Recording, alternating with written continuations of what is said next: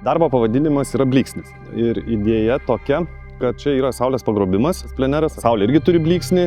Ta blyksnį pasižiūrėjau, painterpretavau šiek tiek plačiau.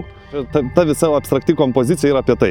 Emocijos kaupiasi ir būna toks momentas, blyksnis, kada jos išsiveržia. Tai vat aš jas ir norėjau čia pavaizduoti. Bet čia tas momentas, kada jinai, prašau, jau jinai plyšta ta emocija, tarkim, jeigu jinai turėtų kokio kapšelio pavidalą, ne, tai jinai, vat čia tie visi blyksniai, vat išlindantis, jie vat ir rodo, kad čia tokiai šaus, čia kaip bus karšta. Tam psichologai aiškina, kad tavo vidinį pasaulį atspindi kūrybą, ar ne? Tavo psichologinė būsena kažkokia, tai esu degtukas ir tas išsiplėskimas, jisai labai būna užvaldo ir labai sunku sukontroliuoti save ir emocijas, tai blyksnių emocinių ir gerų būna iš tiesų.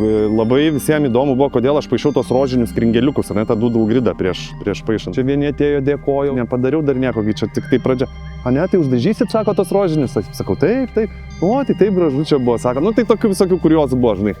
Tas paišymas jisai viešoje erdvėje įdomu, žinai, aš savo tą darbą tai prilyginu eilinę mamą, tu žinai, nu tai kepa ten, žinai, kažkas dar kažką daro. Bet visiems žmonėms vis tiek kažkokia, nu, yra emocija, tai fainai, kad jiems sukelia tą gerą emociją, žinai. Anksčiau tai būdavo gal biškai negatyviau, nes pamatydavo tą aerozolį ir sakydavo, ojojojojojoj, tai čia mato tą aerozolį, bet mato po biškai atsirandantį darbą, nu ir kažkaip visai pozityviai.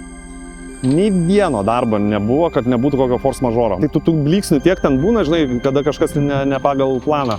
Vienintelis, kas buvo žiauriai gerai, tai orai pasitaikė nuostabus. Ta prasme, kad iš eilės per 3 savaitės, kad nelytų ir būtų šilta kaip vasara, nu tai čia palepino Šiauliais su orais, tai nuostabu, ačiū Dievam ten, žinai. O erdvė visiems priklauso, intelektualui ir vandalui, tai reikia susitaikyti, kad čia padariau, atidaviau, viskas, manęs čia nėra. Jūs jau čia teisėt, jūs jau darot.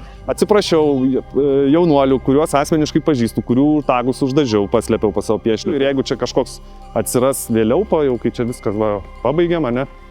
Nu, toks gyvenimas, nu čia to dalis gatvėj darbo.